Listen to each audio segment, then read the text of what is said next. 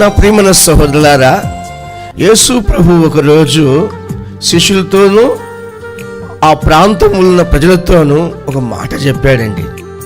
ఏంటంటే, ప్రజలందరూ కూడా అనేకమైన వస్తు సామాగ్రి కొరకు ప్రయాసపడుతూ ఉన్నారు.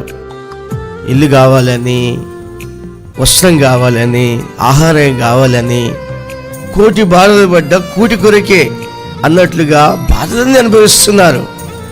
ఇవన్నీ కూడాను వారికి రావాలంటే మొదటిగా దేవుని రాజ్యాన్ని, ఆయన నీతిని వెతికితే చాలు. దేవుని తెలుసు, అన్నీ ఇస్తాడు. ప్రజలు నీతిని, న్యాయాన్ని, దేవుని రాజ్యాన్ని వెతకడం లేదు. అది వెతికితే కనుక దేవుడు తప్పకుండా తినటకు ఆహారం, వేసుకోవడానికి వస్త్రము, ఉండటానికి మంచి గృహాన్ని ఆయన ఇస్తాడు అని యేసు ప్రభుల వారు చెప్పాడు తన శిష్యులకి, అక్కడున్న ప్రజలకు కూడా చెప్పాడు.